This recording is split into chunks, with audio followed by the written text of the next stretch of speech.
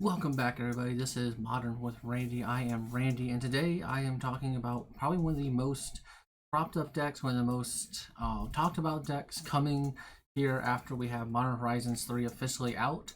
Just a quick reminder, guys, if you like what I'm doing, you like what you're seeing, go ahead and give me a like on this video, subscribe, leave a comment, all that fun jazz. That way you can keep up with what I'm doing here, because I know with Modern 3 coming out, or being out now, we're going to have a whole bunch of new and interesting deck lists, and I plan to go over every single one I can find. So, starting off, we're going to talk about Nadu, Winged Wisdom. So this card is a 3 mana for 1, a green and a blue, so, Simic 3-drop that is going to break Modern. Have we heard this story before? But it's a legendary creature, bird wizard, 3/4, flying, and then it has creatures you control have whenever this creature becomes a target of a spell or ability.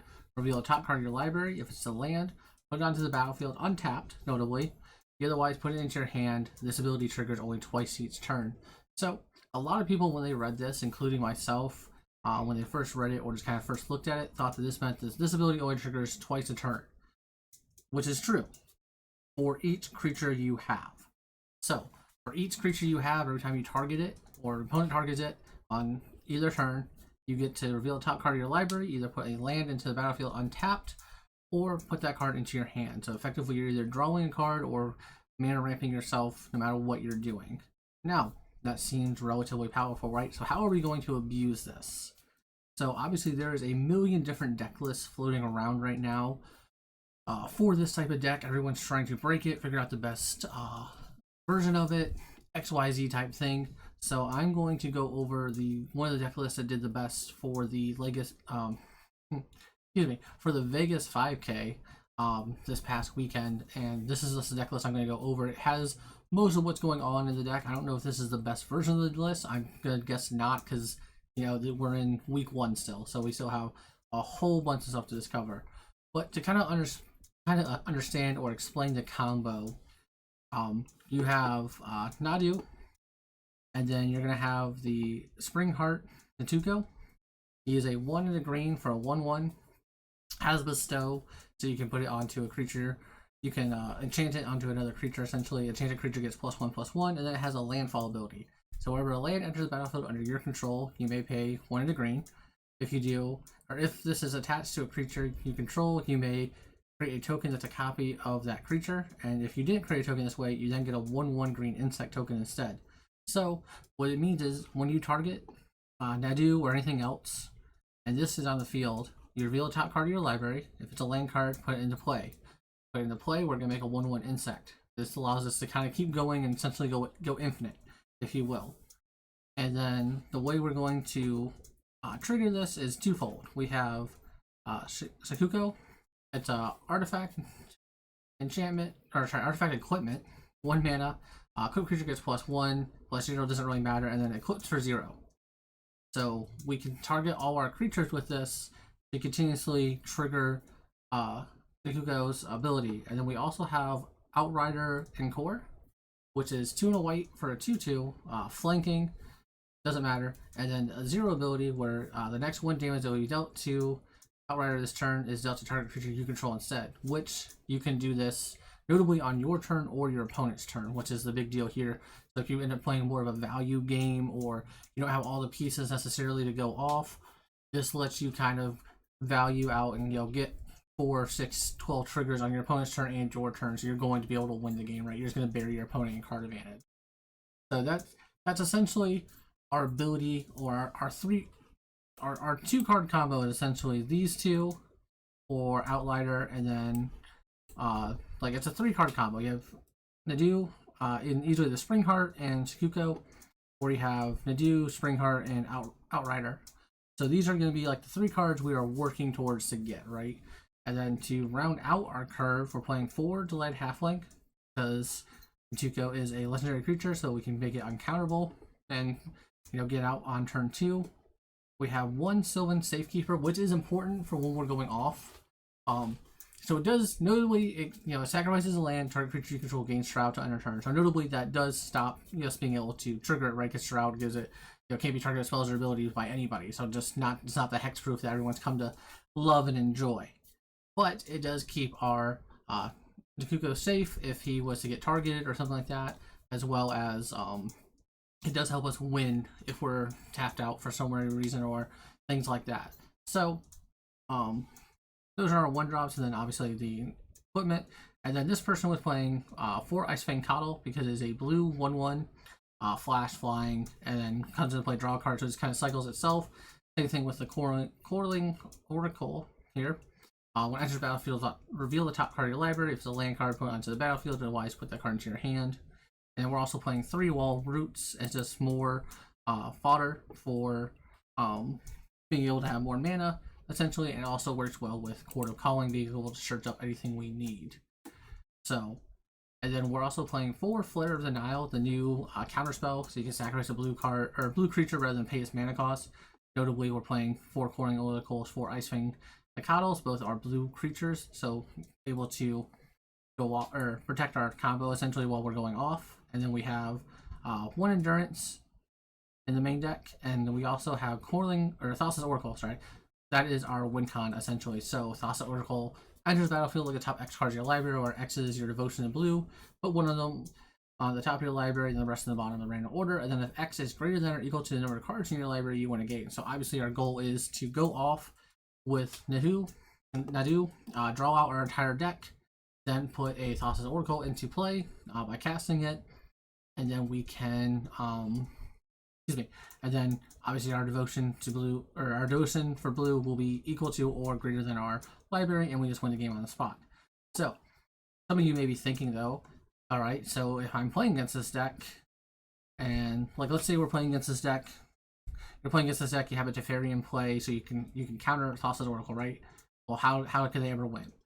So a neat little trick with this deck, notably this is why we're playing the Endurance here, is with Sylvan's Safekeeper, you can sacrifice lands to target a creature to give it Shroud, right? So we can sacrifice, our 2 islands, and then target 2 creatures, give them Shroud.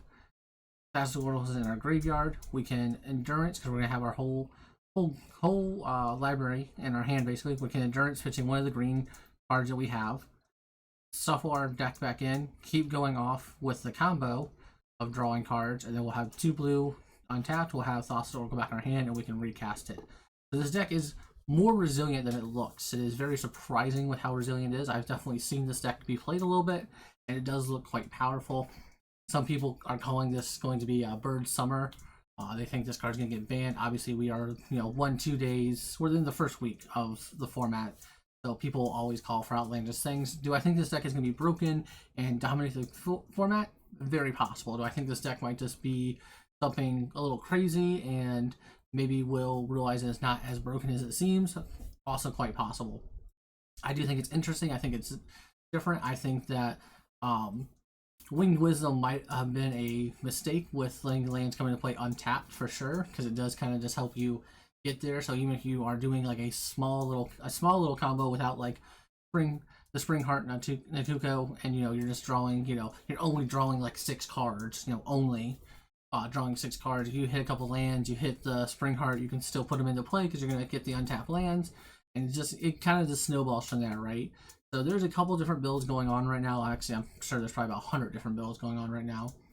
But this is the one that did the best in the most recent tournament. So that's why I'm going over this one. I do like the way this is built. I think that the person who built this definitely had a good idea in mind with the 4 Flare of the Nile for sure.